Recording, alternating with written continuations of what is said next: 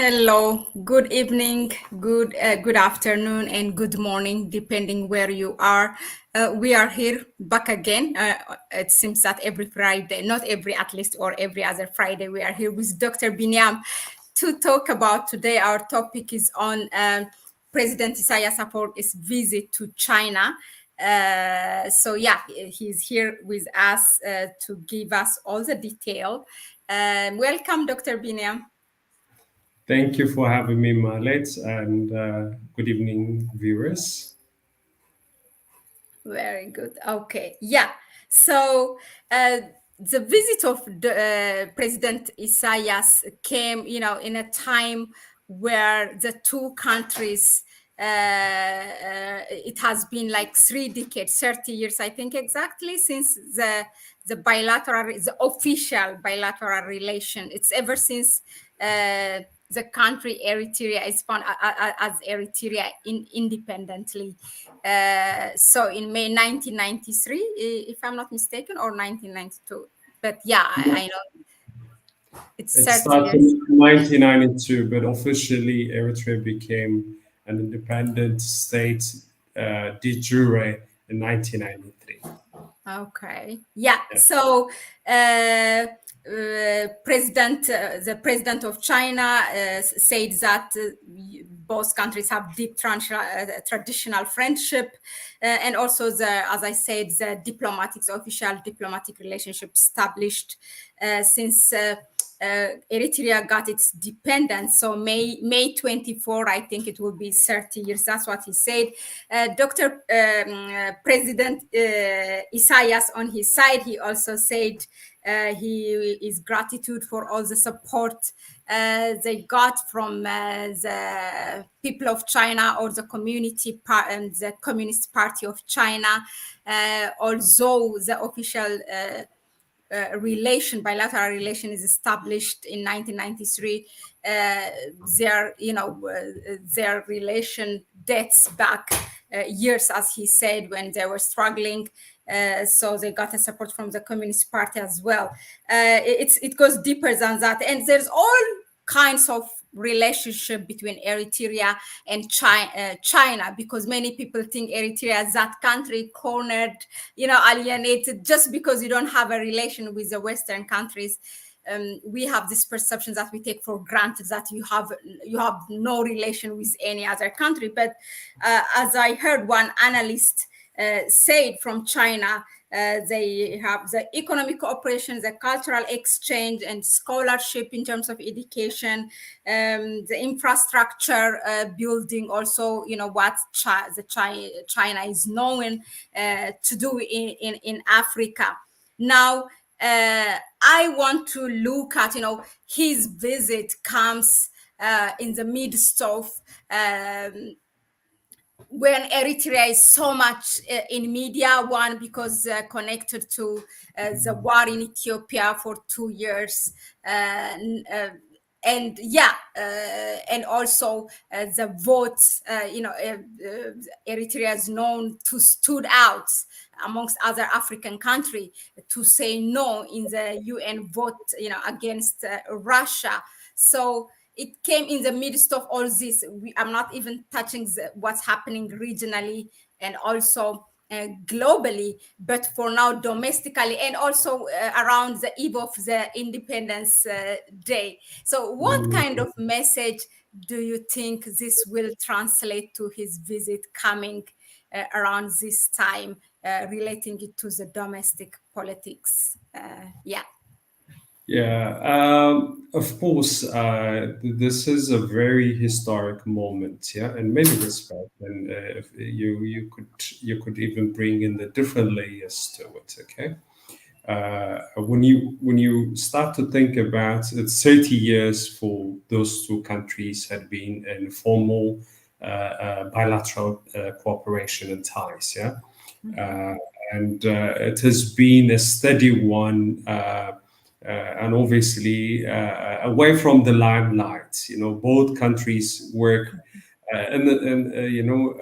without any fanfare, away from the limelight, and that has been a very, very important aspect of their relationship. No fanfare, no, this publicity stunt, PR campaigns, none of that, So 30 years passed. The first companies that moved into Eritrea to contribute were Chinese companies, and the construction, housing projects, road construction. There was several Chinese companies that came in.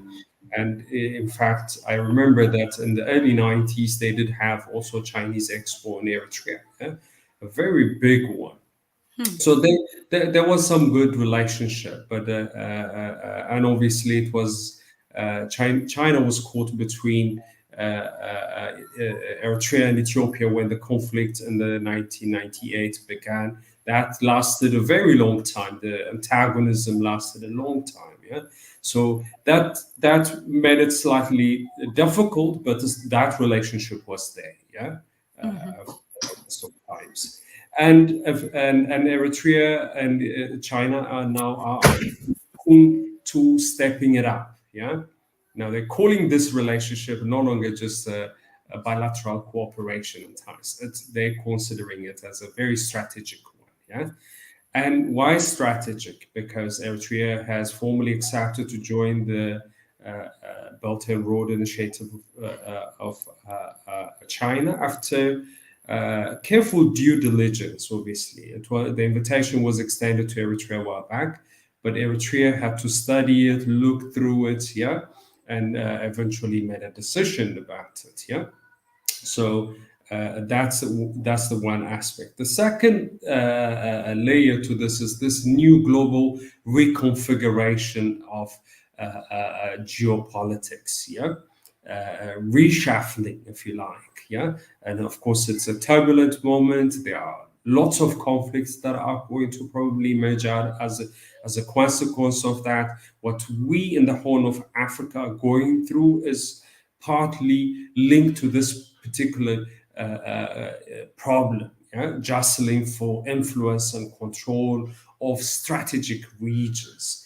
And Eritrea sits, not just Eritrea, but generally the Horn of Africa, sit in a very strategic area. And if you look at Eritrea, 1,100 kilometers of coastal line, if you consider all the different islands that Eritrea has in the Red Sea coast, it goes to about 1,300 coastal line. And it is the narrowest corner that Eritrea shares as well at the bottom, where what we call the Bab el Mandeb, the door, basically, the Bab, it's the door. So on the top you have Egypt controlling the Suez Canal, and at the bottom you have the Bab el Mandeb, the entry point. And this is one of the busiest shipping routes in the world, and a significant number of trade goods are transported through it. Oil moving in and out of it. I think by some estimated over $1 trillion worth of goods are being transported in that area. So it's very huge. So China has decided that it wants to have presence in those places, and the first place that it has chosen was Djibouti. The only military base that China has outside of its border is in Djibouti.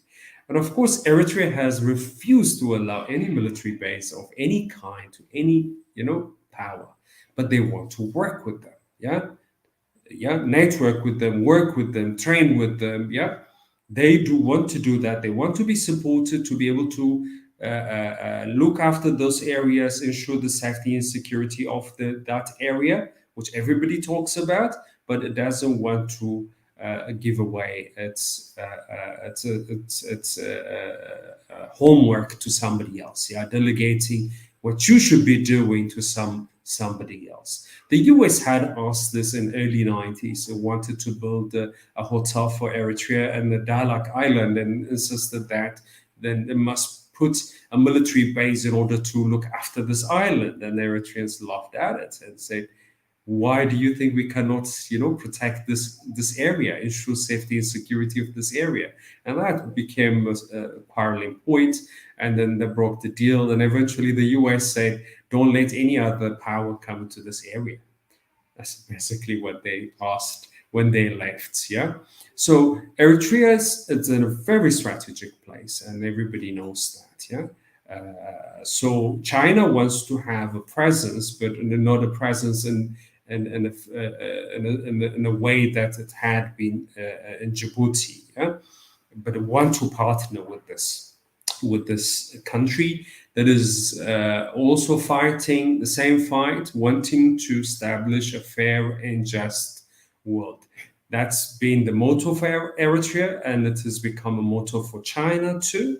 And they are even meeting up at the group of countries in defense of the UN Charter. So they're a member of that, and they had been working together in that regard as well. So there are different layers to it. And this tension between America and China did not start today. You need to understand, but the hype has become a lot more prominent now. But it had a long years in the making, probably over 10 years. And in fact, it began with Obama's regime. It called it Pivot to Asia, and it was just it was all about containing China. And by some analysts have even considered this conflict between Ukraine and proxy war in Ukraine against Russia was eventually meant to pave the way to containing China through Russia becoming closer to a Russian border. So all these dynamics are unfolding, and the fact that those two countries are now elevating their relationship to a strategic one at this particular moment, it has received so much attention. Yeah? But obviously the details had been in the making for a very long time. Yeah, it so happened Eritrea had not been keen to just simply work with one or the other country. It wants to be able to work with every country. Yeah, so long as it serves its strategic interest. If you look at the number of mining companies that are operating in Eritrea, all of them began as European and North American and Australian companies. But because of the sanction, because of the bullying of the US, they had not been able to access funding. They had not been able to access markets. Because of this antagonism, they had not been able to operate as normal, and therefore they had to find buyers, and all the buyers turned out to be Chinese, all of them, including this recent one, the Kululi potash mining project. It was an Australian company that started it, and eventually it had to be sold to the Chinese Sichuan Roads and Bridge Construction Company, which the province that the Eritrean president and his delegate went to, and that was a very important bit. Yeah, and it's also very telling that there was so much to work on, and that's why the trip that was meant to only last 4 days turned into 6 days visit. Yeah, so from Sunday until Friday, you only arrived today, so 6 days together. Yeah, interesting. Everybody's speculating everything with this meeting.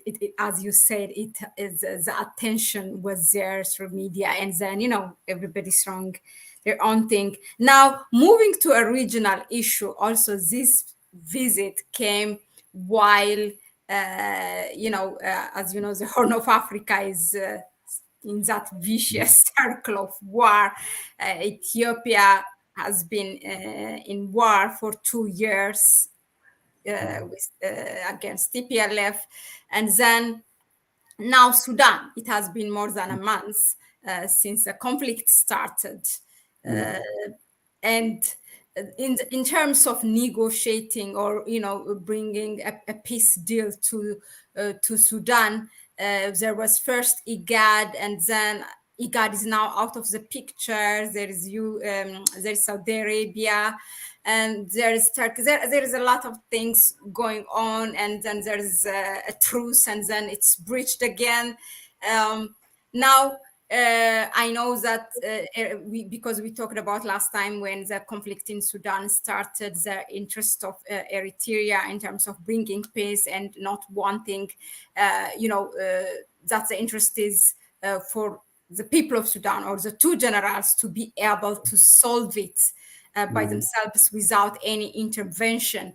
But it seems now that it got out of hand, that the other countries are intervening. So with this visit now, do you think this visit was there one of the agendas, in terms of bringing peace to Sudan? Was it one of the items in the agenda for Eritrea and China? Now I would be expected to speculate, but I would rather just relay what has been occupying much of the engagements, and then think through it.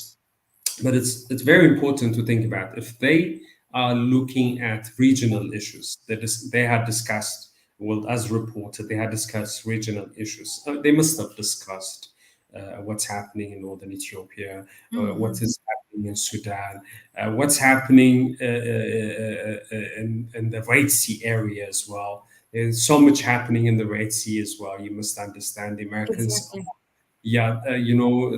There's big commotion. So that has to be part of the discussion, I would imagine. Though no details are being given out, but they discuss those issues. And then globally as well, what's happening in Ukraine, what the Americans are wanting to do. We will come to the global point, but now... I would imagine all that had been discussed. But then if you look at much of the engagement, it paid attention to the specific agreements that they needed to sign, So I would imagine some package was released, a development package. I would imagine other kinds of development programs being put in place, and the number of funding, that Eritrea had been looking for in order to develop those infrastructures that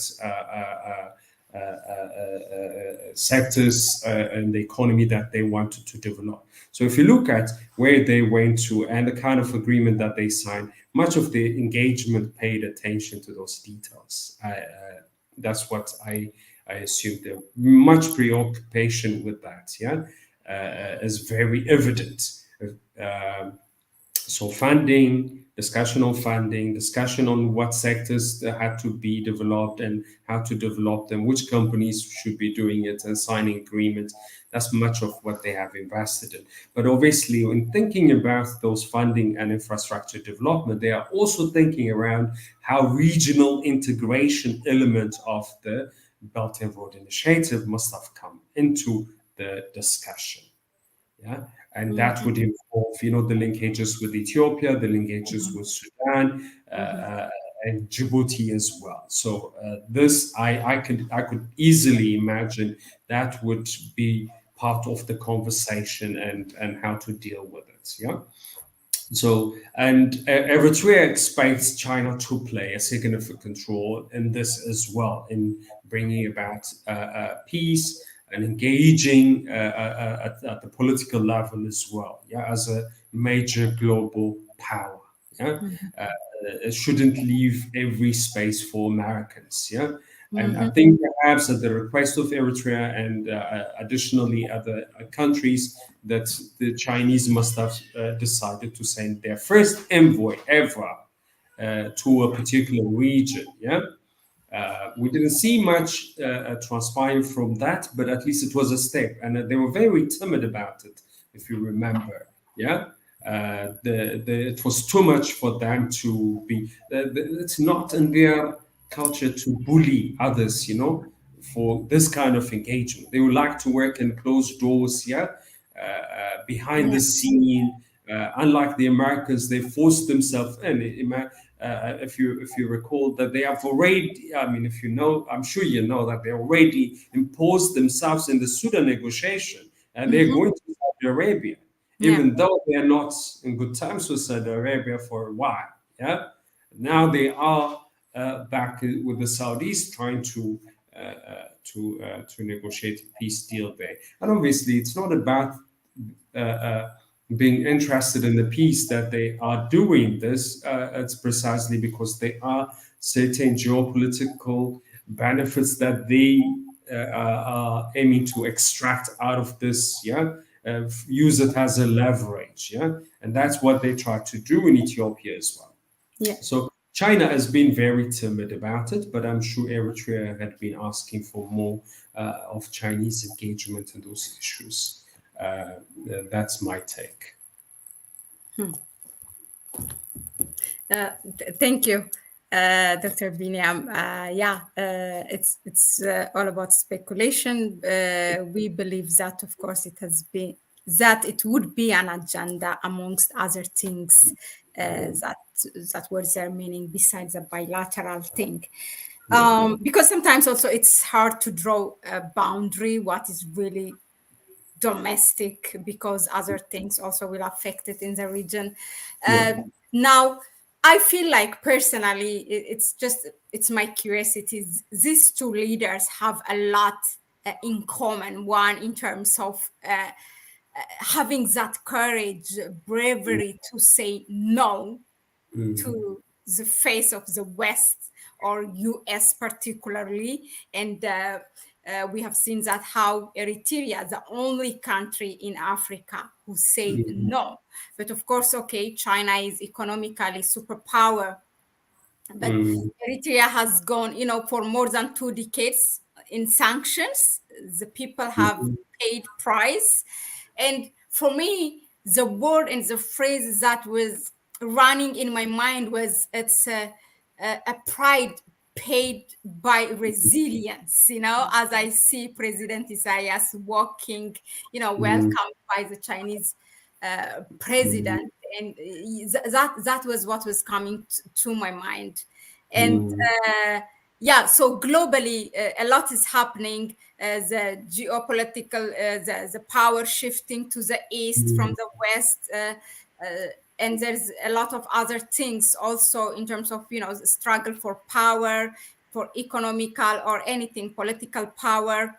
And in terms of that, Eritrea is not shy to express itself, not afraid of anything like other African countries, because they get a donation or a fund from the so-called international institutions. Now, his visit, President Isayas' visit to China, what will add to all these dynamic things in the world?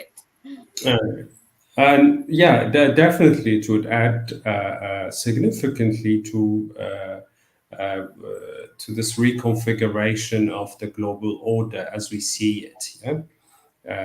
How does it do it? It does it in many respects because Eritrea is located in a hugely important strategic area, trade routes. It is there and it's very important.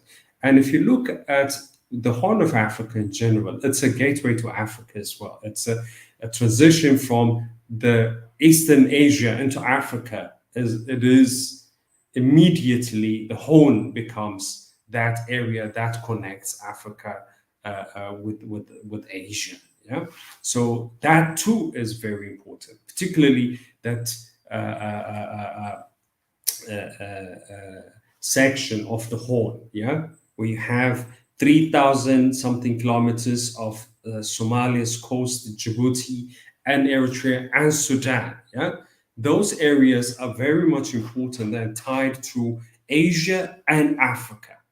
And that's a huge significance. So if China has a base here, now going into Africa. China has a good relation with, establishes a good relation with Sudan. And that means it has access to the Central Africa, even West Africa. Same thing with Eritrea, and the same thing with Somalia. Yeah. So what the West feared, remember Eritrea, Ethiopia, Somalia forming a particular alliance, which is not mediated by them, which is not controlled by them. They were so terrified. Yeah.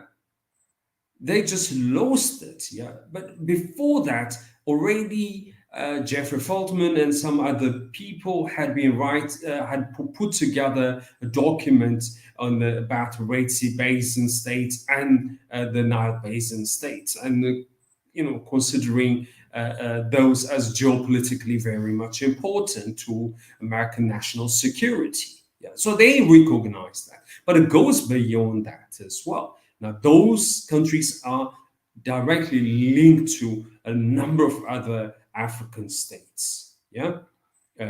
So the huge jostling, and Eritrea had been sitting on this outside space, not wanting to be dependent on any other. Right. So that's this very difficult person to catch. Yeah. To get hold of. That's what Eritrea had been. But obviously it had decided, first I need to do my own homework, yeah, be able to do it on my own. Then when I need extra support, then I would come out and ask for it. That's the attitude of the Eritrean government. And that's what allowed them to earn this respect that we see now. It's not, trying to get just the funding, yeah. It has a plan. It has already put everything in place. Now, all I want to do is to contribute to this so that we grow together. You would have a benefit in this way, and we would benefit from this way. So that's the kind of partnership Eritrea had been asking from the West as well. It didn't want to lose, the partnership it had with the West, but the West decided to see Eritrea in a different light because they are used to bullying, and Eritrea refused to be bullied. And that refusal to be bullied led to this kind of sanction, maligning it, dictatorship. Who would call somebody who lives in an ordinary house, visits every ordinary cafe, mingles with his own people, a dictator? We know how dictators live in the rest of the world. Just because he hasn't ran this fake election, which it doesn't want to pay lip service. If it wanted to do it, I assure you, President Isayas will be elected every term. Yeah, Kagame is being elected every term, right? They came to power more or less at the same time. Yeah, he's been elected all the time, right? The president could also be elected, but why waste the resource on that? Yeah. Rather use that resource to build water that the villagers need. Rather use that to build dam that our people need. And that's a kind of reserved, dedicated, not wasteful leadership that we have. And having the foresight as well, not only thinking about the country, but also the region. And that, I think, is always going to come out as very impressive. When they are meeting with Abiy recognized those guys living in this government-owned very small house, and they are thinking about the region, how the region could come out of this misery, and perpetual conflict. The President Ruto's observation, more or less the same thing. And every person that went to Eritrea could also recognize that as well, including some of the TPLF people in 2018, when it was open, when they went to Eritrea. That's exactly what they saw. No bodyguards, no pump. And I'm sure Isayas was very uncomfortable at the reception that it received in China. He was happy, but, he's not used to that. This kind of pompous arrangement, So, and most dictators, they will be, received by all the military entourage as they go into the plane, as they come out of the plane, all that. We know that, yeah. But he doesn't do any of that. And that's the most impressive part of it. Okay, just I think I digressed here, but I would like to see this being extended into the rest of the regime, the region, and kind of engagement, because those strategic partnership elements, they encompass a whole lot: energy, they mining, military, and agriculture. All that are part of the package, and as I understand it, Eritrea's outlook towards this sectors is also they have linkages with a number of other states in the neighborhood, yeah. So the immediate neighborhood and beyond, and making that reality requires building roads, that connects it, and railway systems that has been already proposed in this package, I heard, and I would imagine that this would be something also linking not only within Eritrea, but and contributing to the regional economic integration that they had been rallying for the last few years. It was interrupted by the 2-year conflict in Tigray, but that I would see would be contributing to the broader region in that way. And away from that as well, the fighting US bullying and the UN, and the different UN agencies. And I'm sure that's part of the discussion as well, how to consolidate that and how to make that a forceful one, one that would have a serious consequence and impact in order to transform the region and stabilize the region. Yeah, because the US and the West had been using those agencies to cause so much of the problem we have in that part of the world. Thank you, Dr. Biniam.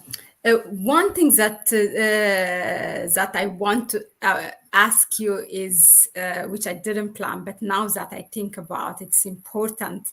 BRICS is coming, as the next summit is in South Africa, I think in August, and because of that, just the word, let me borrow what you said.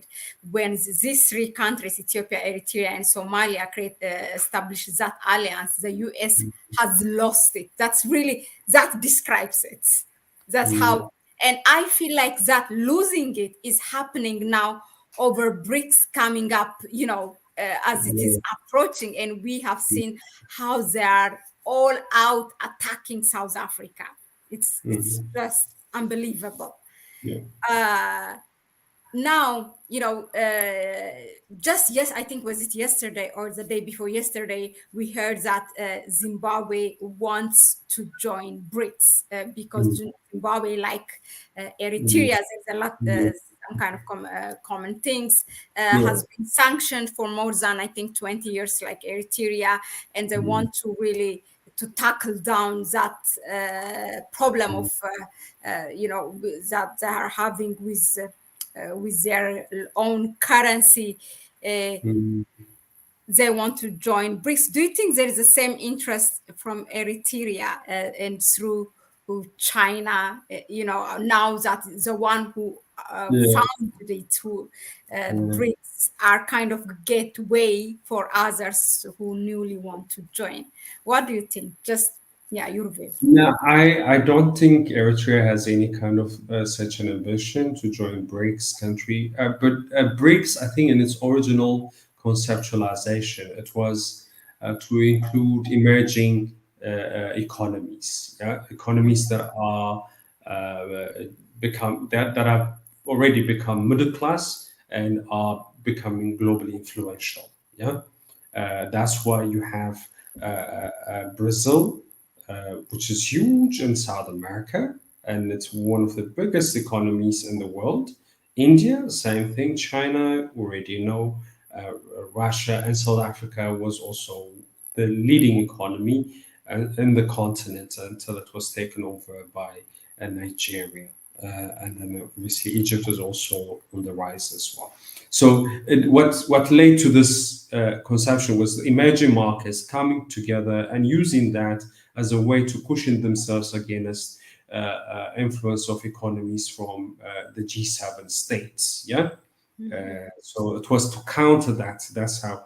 It was a loose alliance, yeah, because you have China and India being rivals, but still they, not rivals. Well, rivals would be a wrong word, but then they have issues, yeah, tensions between them, yeah, and but they decided to work under the umbrella of BRICS, and the most transformative element of the BRICS came when China proposed an infrastructure development bank that would rival the IMF and the World Bank, and that led to a growing interest, and everybody started to see this is going to go big. Yeah, of course, collectively they have huge economy. In fact, much of the world population is already incorporated in this. If you look at China and India alone, yeah, or close to 3 billion. Yeah, so it's a big one. Yeah, and so this is growing interest is emerging because they want to cushion themselves against Western influence. All the countries that want to join BRICS are now recognizing it's the Asian century. Yeah, if you like, the economies in Asia are going to grow. The markets in Asia are going to grow. If you look at Saudi's oil trade with the US, had been one of the biggest for good few decades, but now the Chinese have taken over that. Yeah, China is becoming a big market. Slowly, India is going to be also even bigger than the Chinese market. So, as you see that the growing middle class emerging in India and China, as you see middle class emerging in Brazil and elsewhere, then those economies are going to grow. So, this is the format within which BRIC was conceptualized and continue to pursue its interest in the global sphere. And Eritrea, it's only a population for 5 million, and still, it's in its early stages in its economic growth. So I don't think it has that kind of aspiration, if you like. I know Zimbabwe might be interested. Because everybody is now showing interest. Everybody, it looks like that. That's why I ask. It's not really about it doesn't seem really about these emerging economies. Yeah, it is about that, and then they're going to be very selective when they're incorporating people. It's not going to be a floodgate. Yeah, they open the door, everybody comes in. They will be very selective. And I think they are already weighing, additional members that are being proposed by already existing members and things like that. So Eritrea is not there yet. I assure you, they would like to see IGAD being reformulated, and I think that would be a good start for Eritrea.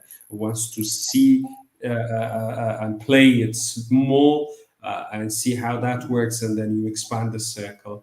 I think that's the Eritrean strategy, the way I understand it. Yeah, and in fact, President Isayas always talks about what he calls Godomo, yeah, immediate neighborhood. Yeah, the emphasis had to be immediate neighborhood, safe, secure, peaceful, integrated, immediate neighborhood, and balances.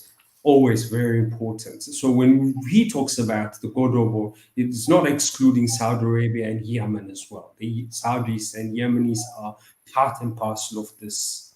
Yeah, the distance between Yemen and Djibouti is probably less than going from one section of Addis to the next.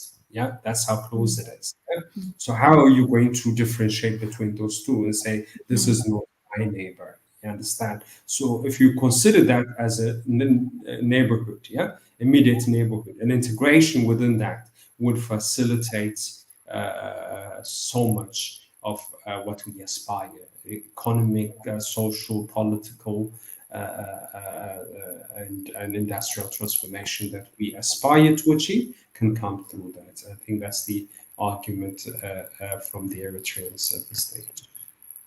In terms of perception, what this visit, not that President Isayas, it's not his first time to visit countries, but we don't hear sometimes because it's a selective reporting, and also I'm sure the Eritrean government is also selective where they want to go.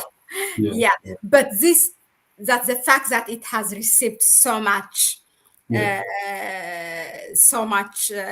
reporting, also from the Pan-African groups. I see also one member of parliament in Nairobi, in Kenya, in the government of Kenya, has tweeted about it. What do you think it will change, the way it is perceived? What do you think this will bring in terms of media and perception by other people? Let me just give you one point, which is very troubling to me. Eritrea has received undue media attention for far too long. If you look at the media, Western media, talking about Eritrea, you will be surprised. Why are they writing so much about this country? On regular basis, but obviously you would understand it's all to malign Eritrea.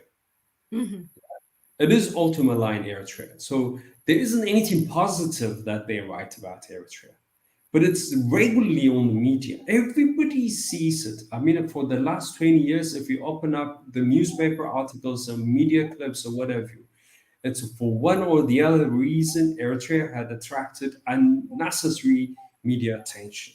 And that is a media campaign. It's called a media campaign. You wouldn't hear about Malawi in that way, or you wouldn't hear about Chad in that way. You wouldn't hear about Cameroon in that way. But Eritrea had been on the media, Western media, on regular basis, and all with negative stuff. Even when they're reporting about something nice, the Eritrean athletes winning, then they would say, something negative about it. All that disclaimer. We became so used to it, we don't even challenge it nowadays. We challenge something new, but that part we don't challenge it. We just dismiss it, ignore it. So this, for some reason, it just elevated Eritrea. It brought it to the world stage, and obviously it attracted attention, both because the world is now paying attention to what China's doing. Exactly, it's like all roads are leading to China. They have these big leaders. So the conjecture, Eritrea has been attracting media attention, and China has been attracting media attention as well. So it's just a conjecture, a good conjecture for that.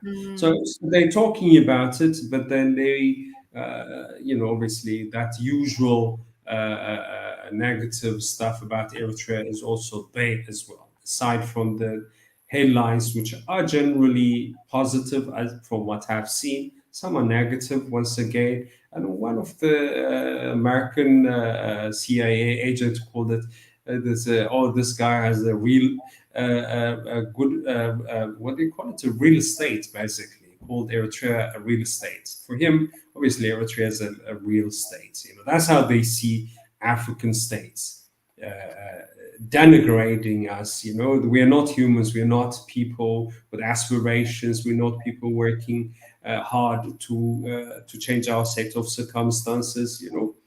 And it's really fascinating that how they all zoomed into this particular issue, and they wrote about it for good 2-3 days. So and of course it's the rising tension between the US and China. And at the back of it also the US Russia. And is it a period where this jilt is forming in a proper fashion, those aligned to China and those aligned to the West, the US-led West, if you would like to call them that. I'm not sure. But what is certain is that this is a significant engagement and a significant entanglement, and they're calling it a strategic partnership, and that I think that gives it a lot more weight. Yeah, and obviously that the both leaders also underline the need for fair and just world order. Yeah, will struggle for that. Both of them underline on this, and they share a similar world view. Yeah, and that's very important. And of course, at the back of that, Eritrea is going to get funding and the knowledge and skill transfer that it wanted, and boost to facilitate its economic development it wanted to achieve, throughout this 2-3 decades, that while it was being sanctioned by the US, sabotaged by the US on a regular basis. Let me just say this, it's very important. Eritrea began its development project by trying to emulate Singapore. It went, Eritrea sent delegates to all the Asian states and saw, okay, we look like very much like Singapore.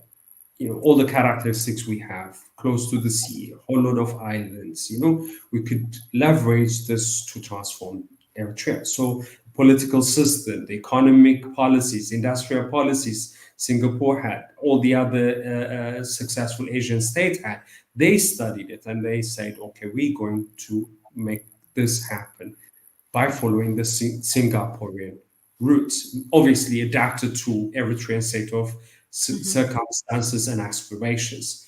But they did not factor in the geopolitical context within which they would have to operate. Singapore was aligned with the US and the West, so that was supported. And Singapore grew by being a tax haven to some extent as well. You have to understand how Singapore became Singapore. Same way Hong Kong became Hong Kong in a similar fashion, where, those are places where Europeans and Americans used to stash away their money so that they don't pay tax. That's how so Eritrea did not factor in this element. So war began, a whole lot of antagonistic relationship and so forth. So Eritrea had to reconsider where to go from there in order to achieve its economic aspiration. So they started to look at, again, Asia. So they saw China and South Korea model are very much important because you're operating under unconducive geopolitical and regional space. And in order to achieve that, so you have to prioritize security. While you prioritize security, you need to work within that. So dish away this centralized democracy, as they used to call it, managed democracy. They ditched all that as well. So we're not going to run elections, so let's focus on development and security. Once we transform that, look closer to the Chinese increasingly. Remember, South Korea also looked very much like the Chinese because it was a military dictatorship until the end of 1980s. Its first election, I think, proper election, democratic election, took place in South Korea, I think probably in 89 or 90. Until then, it was, generals running the show. So everybody in a uniform, working in the factory, in the field, rural development being run by, army recruits. That's how Eritrea tried to emulate. And it was very much close to the Chinese. So the Chinese could understand Eritrea's position better as well and had been giving Eritrea an advice. Mao used to do ABCD. And if you continue with this model, then you would eventually transform this country. So that's the kind of understanding that they had and engagement that they had. So the move away from the Singaporean model into adopting a bit of a Chinese and South Korean model was precisely because Isayas also had visited China. A lot of Eritreans who fought for Eritrean independence were also in China. So they had, that connection, which was already mentioned. Everybody's now talking about it. Isayas was there in 1967 as a Yeah. rookie with his colleague, the late Ramadan. So, yeah, this is the kind of space that Eritrea had been working in. And so this would consolidate that and take it to the next level. When you have this kind of partner, and then of course Eritrea proved to be reliable, China proved to be reliable in many respects as well. So I think that engagement is on those shared values as well as understanding of each other's aspirations, and I think that's very important from where I'm seeing it. Yeah, no, thank you for sharing that, Dr. Biniam. Regarding this, there is a comment here in the chat section, Yes. which you might want to reflect, or let me say, I want you to reflect on it. It's from Africa Reimagined. I'll just read them out. President Afwerki has played well against the West, but one thing I want to see him doing more is engaging with the rest of the continent, Mali, Burkina Faso, Zimbabwe. Given that, I think because they have a similarity and their bravery to say no to the Western world. So he continues, Africa Reimagined continues, he can engage China, but I want to see him engaging the continent. Our salvation is much more in Africa than the rest of the world. That's as far as, asking or commenting his engagement within the continent. Another one is a comment regarding the example of Singapore that you give. Singapore is an island. Eritrea is not. It's part of a bigger continent of Africa. So any policy done, economic and otherwise, it has to put that in mind. Islands like Mauritius or Seychelles too can do it somehow because they are not part of huge land masses like Africa. For Africa, we either prosper together or we perish together. That's our fate as Africans. Oh yeah, no doubt about it. Okay, I think that it's important to put this within the historical context. Yeah, Eritrea, or this a crop of leaders in Eritrea. Yeah, whether you call them PFDJ leaders now or Sharia leaders, whichever one you choose. Yeah, the EPLF leaders or PFDJ leaders. In the early 90s, they supported what they called progressive leaders in the continent. Kagame was supported by Eritrea. Ethiopian TPLFs were supported by Eritrea, believing that they are progressive. Laurent Kabila, when it came to power, supported by Eritrea. Yeah, Sudan, was supported by Eritrea. Dr. John Garang, the late Dr. John Garang, was supported by Eritrea. But the assumption was that John Garang would come to Khartoum, and it was part of the transitional government already in Khartoum, and what will transform Sudan, and Sudan's nation state project would be reinstated once more, with the SARS having a serious contribution to it, with the support of Ethiopia, Eritrea, and all the others. Yeah, in Djibouti, the same thing. So this group of African leaders that Eritrea was supporting in attempt to create, once again, that the regional integration aspect of it that would facilitate, creating a common vision, common understanding of our own resources and how to work within them. Remember, Eritrea was the first country to propose we need to transform IGAD from the locust protection and early warning institution to a development one, and one that would facilitate regional integration. So they had worked through this, and eventually they felt they were bitten by everyone. Kagame denied them, so any TPLF, we know what has happened, what Malek Zenawi did. Sudan, the same story. They severed from from the northern created their own independence state. Eritrea leaders spent 6 months trying to convince the southerners to continue with the Sudanese state and contribute to Sudanese politics to transform Sudan's re-emergence and reinstating its nation building project. It failed, and all gave up to the American empire. Yeah, and Eritrea refused to do that. Oh, I forgot, Uganda as well.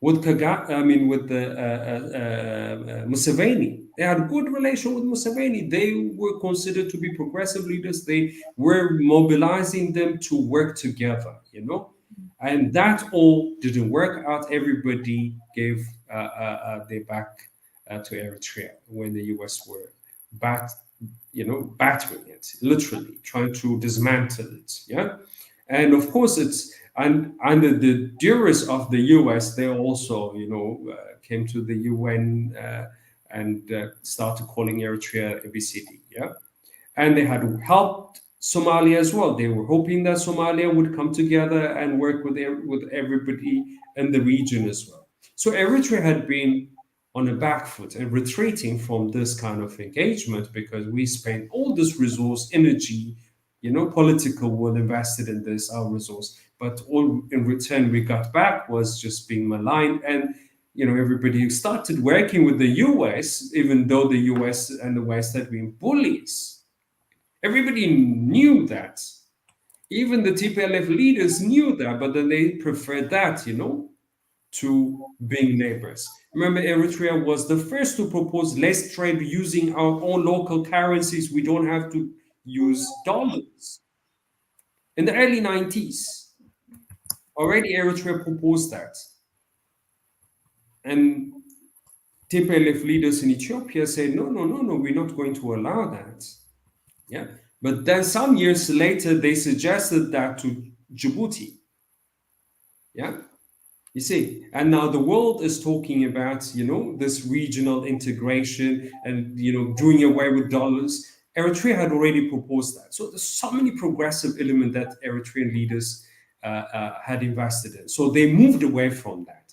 And in IGAD, what they complained about was that the IGAD consistently being used by US, and the West, to advance their interests in the region, throwing discord in the region. And Ethiopia as supposedly anchor state, errand boys, I can't facilitate this. And we are here together to work together to address our own challenges, but then we're allowing others to dictate what should be said and what should be done in this platform. So Eritrea withdrew from that, yeah? And with the African Union, it had also a reinvigorated engagement in the 90s, despite having misgiving with the OAUs at the time, because OAU would not agree to Eritrea's quest for self-determination. So that misgiving was there, but then they said, okay, let's work together, engage with each other. But all this led Eritrea to retreat for so many years. But while retreating, they never retreated entirely, but they had been engaging with a number of leaders, yeah? And obviously with the Mugabe was not happy with Eritrea being supporting Laurent Kabila. Mm-hmm. That's how Eritrea entered into a terrible relationship with Mugabe as well. Yeah. So all those countries, neighboring countries that were used to looting Congo, they did not like it. Remember, those countries were almost going into a war in Congo. Zimbabwe, Angola, Rwanda, Burundi, all of them, Uganda, they were going into a war over Congo. That was supposedly called the First World War, the First African War. Yeah. So, Eritrea started to retreat for those historical reasons. Yeah, it engaged, but it didn't work. It retreated. But then when it came back to engage again, look at what it suggested. Let's work together. start the circle with Ethiopia, Eritrea, and Somalia, and expand it to Sudan and Kenya, and eventually to Uganda and Djibouti. This is what they had in mind. Look at what has happened. The West just arm twisted, Somalia, arm twisted Ethiopia, and that hope was put in a back burner. That project was put in a back burner for now. It's not going to be the end of it. Eritrea will fight to the end. That's the kind of dogged commitment those crop of leaders have, and I have every faith in them that they would probably succeed. Yeah. But it requires, other regional states also recognizing this and coming on board. Yeah, unless we close, the loopholes, unless we close those points that they exploit in order to divide us, in order to weaken us.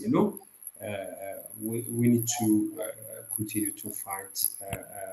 We'll continue to have those problems and those challenges. Working on those would be a great start. And I think Eritrea is still committed to that. And I know that they don't say much, but I know the kind of engagement they have under the table in a number of situations with a number of states as well. Not only just here, but all the way to Chad, Mali, and all those places. They would like to engage with them and work with them, and in Southern Africa as well, they have similar engagements. And I think we need to see it from that perspective. The problem with them is they're not PR people. They do not know PR at all. They shy away from the limelight. They always want to do things quietly, and that's probably their strengths, but it's also not going to put in a base light everywhere.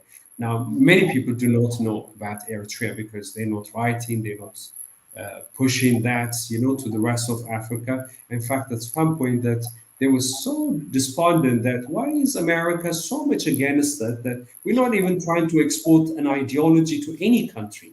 That was the complaint from one of the Eritrean leaders I heard in one seminar. We're not trying to export this ideology to the rest of. We want to define our own destiny. That's what we want to do. If others picks up on it, if others are picking up on it, then it's fine. They want to learn something from it. It's fine. But then we're not, eagerly trying to export this. But I think they are trying to come back and engage. Yeah, and they felt that the time is ripe as well. That the time is right for this kind of engagement, and the growing regional outlook is a lot more stronger than it was in the 90s. In the 90s, that there was still, states were still stuck in this Western influence and Western established frameworks through which they see the world. Yeah. Now there are alternatives. Now there are growing understanding of what's happening. Now people are tired of, Europeans and North Americans trying to dictate them, to do ABCD. Many of the things that you now are being presented by many of the African leaders, whether it's Kagame or Ghanaian president, or any of those speeches that I hear, and the Eritrean leaders have been saying that for decades. Yeah, from early 90s they had been saying that.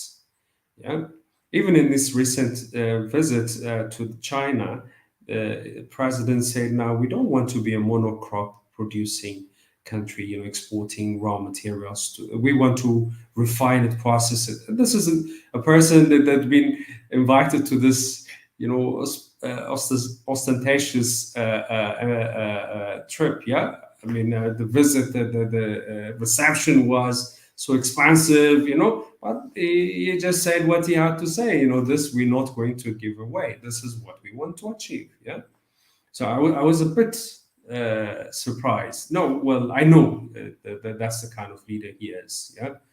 So he said that we want to be able to process it. We're not going to just simply take away the resources and export it.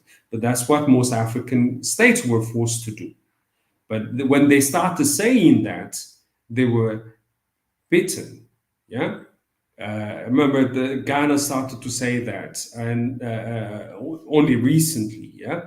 But Eritrea had been saying that we want to have mining shares, and I remember the big mining company, one of the biggest players, they said, "Why is this small country asking 40-50% share in the mines?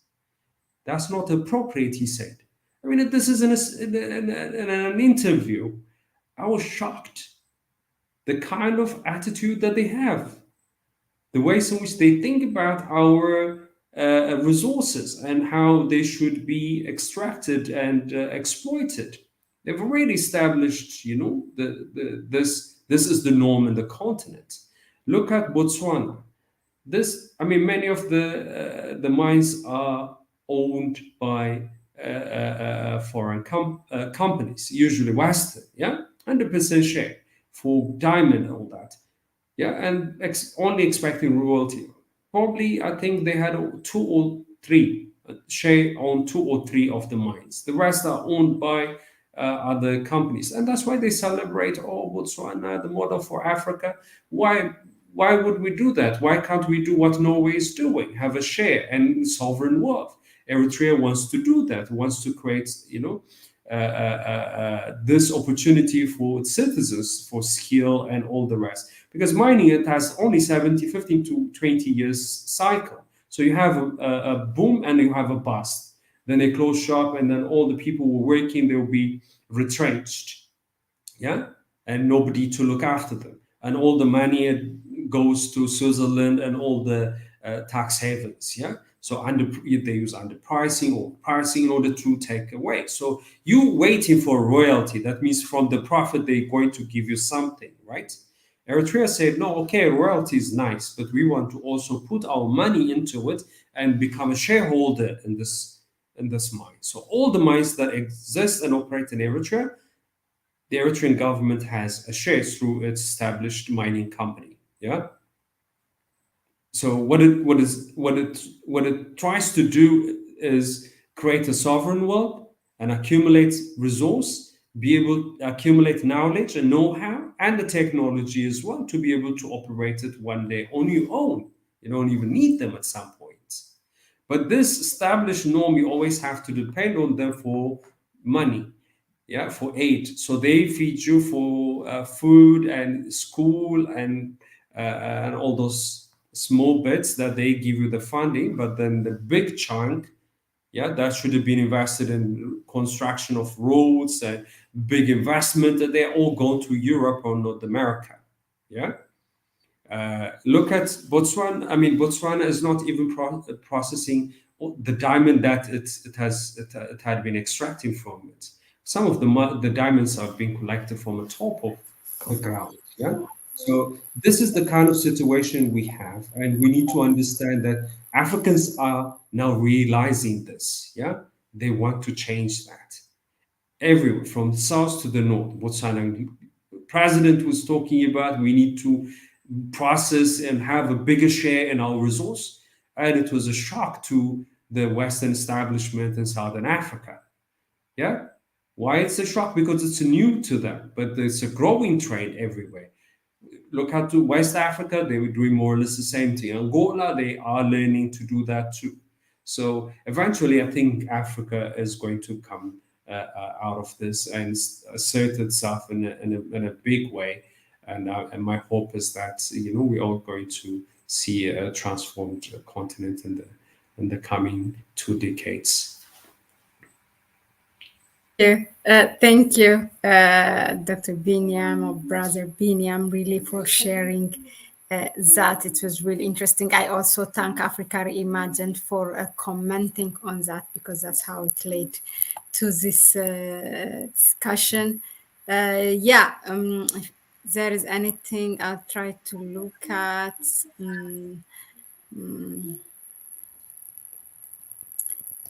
Actually, Africa Reimagined said the history that you shared with us, that Eritrea has been engaging those African leaders was really new. And thank you. He said, and also, thank you also for me. I thank you. It was really interesting. This is what I like about this platform. I always say, even if I prepare for the questions, there's always something new that I learn behind this screen. So it's really interesting, and I love it. And thank you for our viewers who were here, seeing this Africa Reimagined, Nakura, Hamilton, for all your comments. Thank you. Ciende said that's why they always insist on government privatizing everything so that corporations can come in and own everything. I think, also, it's just a suggestion for the future. We need to understand each other as a country, as a nation. I was thinking as you talk, there should be a session under the topic understanding Eritrea. I feel so close, maybe as an Ethiopian and being born in Eritrea and everything that was, which is for this regime. But still, there are things that because of the mainstream media, we are so just closed, and there's a lot of things to learn. And but not only for Eritrea and for others, it could be Botswana. That was also really interesting. We need to understand each other. That's it's a healing. It's something. The more we understand each other, the more I think we get closer. It will be something also to unite us. And thank you, Dr. Biniam, for your time. Thank you. Really, until next time. Really appreciate it. I really appreciate your efforts, and I would like to support, and everybody should support this initiative. And what you raised there, it's about connecting Africa. So we need to also bring as many people as possible, to this platform. And thank you. The viewers. Thank you. One last comment. I think Eritreans have to make more noise, like how Ethiopia made a lot of noise when attacked. But that you said it's in their nature, or maybe they're benefiting from it. Yes, we don't hear so much about Eritrea. That's a thing. Even defending itself, Yeah, they keep quiet, very low key at all time. Maybe there's a reason for that. That's why we need an understanding session. But from early on, before we close this, I would like to wish all Eritreans happy Independence Day in advance. That will be what? May 24. May 24. Everybody's celebrating already. This weekend. I see the Eritreans celebration. London, Frankfurt already celebrated. Addis is celebrating tomorrow, I think. Really? The Eritreans in Addis. Joburg is celebrating tomorrow. A few are already celebrating tomorrow, so because it's weekend. But thank you very much. Really appreciate that. I feel I wish we were together. I can say that I'm allowed. For me, I was born there, and then came in a very early age. So it marks for me as well. It's a personal thing, of course. But was it according to the Ethiopian calendar? That would be Gimbot 16 when the Shaabia or EPLF came to Asab. That's the time we left. So I will always have that special connection to Eritrea. Hopefully, I will visit one day. We should. Very soon. All together. That's what we should do. Beside understanding, then that will also bring the need, the interest to visit the country. It's really important. It helps economically. Go on. If you want. When you see it, I think you understand better. You get. When people tell you, it might sound, convoluted. It might be flavored, affected, by some political interest or social interest, whatever kind of interest. But when you go there in person, then you get to see it with all its nakedness, yeah, with all its flaws. That's very important as well. I always say that what you see is what you get. Yeah, so if you see it, that's what you get. Yeah, but if I tell you, then I might exaggerate. It might affect it because of my own biases or whatever. The visit is always good, though. Always. For myself, even for myself, yeah. 20 years, I went there and I said, okay, now I know. I don't have to expect other people to explain it to me. So that's the kind of engagement we should have. And for all African states as well, not just Eritrea. When you travel, you get to see, you get to know, you get to understand. You try a bit of their vernacular. Yeah. So all that, it helps to see who we are. And how our challenges are common. The commonalities are very much there. Yeah. Everywhere I look. Yeah. But anyway, we'll further this conversation. Thank you. Definitely. Help me to organize one, and then we will start maybe with Eritrea and try to export it to other countries by bringing different discussants or stakeholders that will give us various, okay, you are now outside Eritrea, but others also from home. That will help.